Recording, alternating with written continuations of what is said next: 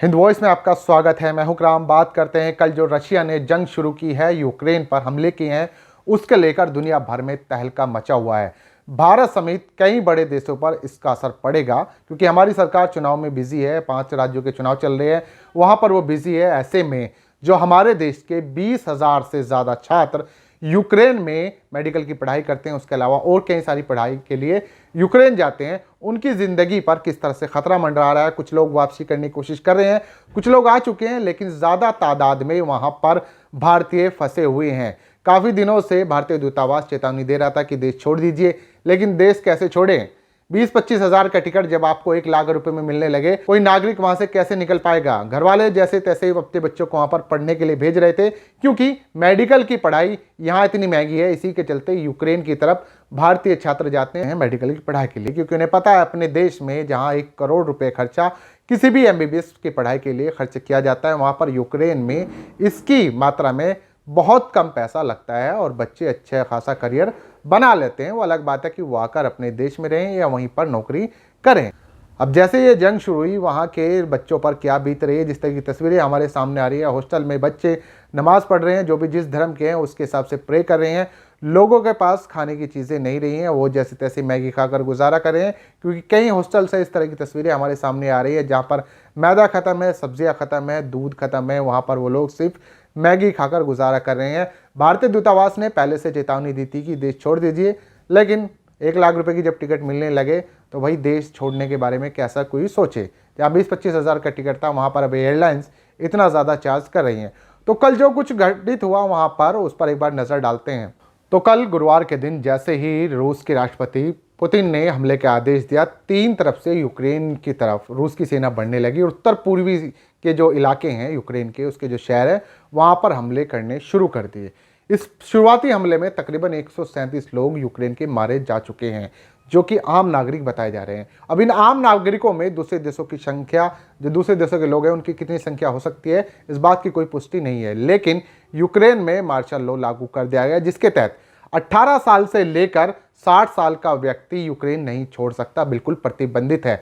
वहां की सरकार ने कहा है कि हम रूस का सामना करने के लिए अपने आम नागरिकों को भी हथियार मुहैया कराएंगे, हम उनका मुकाबला डटकर करेंगे। आम नागरिक भी इस जंग में हिस्सा ले सकते हैं, उन्हें भी हम हथियार देंगे। यूक्रेन ने सीधा सीधा ऐलान कर दिया कि वो रशिया से डरेगा नहीं। दूसरी तरफ इस हमले करने के बाद अमेरिका और यूरोप ने कड़े प्रतिबंध रशिया पर लगाने शुरू कर दिए। उन्होंने कहा है कि जो डॉलर में व्यापार होता है रशिया का, उसे बिल्कुल बंद किया जाएगा। नाटो ने इस बात का फैसला किया कि वो यूरोप के कई हिस्सों में अपनी सेना तैनात करेगा रशिया के खिलाफ। वो रशिया के खिलाफ अपनी जंग शुरू कर सकता है। इस बात के संकेत भी आने शुरू हो गए हैं। अमेरिका के कड़े प्रतिबंध कितने काम करेंगे रशिया पर, ये तो हमें 1-2 दिन में देखने को मिल जाएंगे। लेकिन दुनिया भर में कितनी महंगाई बढ़ेगी, पेट्रोल और गैस के दाम कितनी भारी मात्रा में बढ़े जाएंगे, ये आप लोग अंदाज़ा नहीं लगा सकते, क्योंकि ये जंग अगर ज़्यादा चली तो बहुत कुछ बदलने वाला है। दुनिया की जो परिस्थितियां हैं उस पर काफ़ी असर पड़ेगा। दुनिया की जो 7 बड़ी अर्थव्यवस्था है, जिसे G7 के नाम से जाना जाता है, उन्होंने इस बात पर सहमति बना ली है कि रशिया के बैंकों पर प्रतिबंध लगाएंगे। तमाम जो उसका बिजनेस जितना भी है, जो डॉलरों में खासकर हो रहा है, पाउंड्स में हो रहा है, यूरो में हो रहा है, उस पर बैन लगा दिया जाएगा। और दुनिया के अगर यूरोप में और अमेरिका में खासकर जहां पर इनके बैंक हैं, जो संस्थान हैं, उन पर ताला लगाने का काम करेंगी वहां की सरकारें। अमेरिका के राष्ट्रपति बाइडेन ने कहा कि वो यूक्रेन में खड़े होकर अपनी सेना तो नहीं भेजेगी, ना वहां पर खड़े होकर वो रशिया का सामना करेगी, लेकिन नाटो समर्थित जितने देश हैं जो यूरोप में खासकर, वहां पर अपनी सेना के लोगों को भेज देगी। लेकिन सवाल यहीं पर है कि वो सीधा सीधा यूक्रेन का साथ क्यों नहीं दे रही, रशिया के खिलाफ सीधी जंग करना क्यों नहीं चाहती। सिर्फ कह रहे कि आसपास के जो देश हैं वहां पर रक्षा करेगी। ऐसे में यूक्रेन हमें यहाँ पर अलग थलग देखने को हमें मिल रहा है। इस्लामिक देशों का भी कोई भरोसा नहीं है, क्योंकि जो यूक्रेन के अंदर मुसलमानों की संख्या है 2 से 3% है, बाकी सब पूरा का पूरा जो देश है वो ईसाइयों का है। लेकिन वहाँ पर सबसे बड़ा सवाल ये है कि जो भारतीय हैं, जो 20,000 से ज़्यादा भारतीय हैं, जो किसी हॉस्टल में फंसे हुए हैं, किसी कॉलेज परिसर में फंसे हुए हैं, जो शहर छोड़ने की तैयारी कर रहे हैं, और हमारी जो एयरलाइंस हैं उन्होंने टिकट इतने महंगे कर दें कि आप लोग सोच नहीं सकते। यानी कि एक तरफ हमारी सरकार उन्हें बचाने में तो क्या रही, ऊपर से जो टिकटों का रेट है वो आसमान छू रहा है। अब वो वहाँ से कैसे निकलेंगे, ये अपने आप में एक बड़ा सवाल है।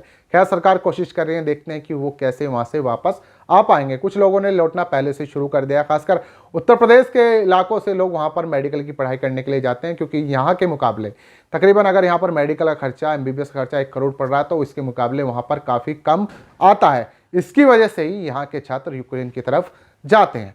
तो ये सब होने के बाद भारतीयों पर इसका बड़ा असर पड़ रहा है। उनका करियर जो है बर्बादी के कगार पर है। देश में सरकारी चुनाव में बिजी है। फिलहाल ये एक छोटा अपडेट है।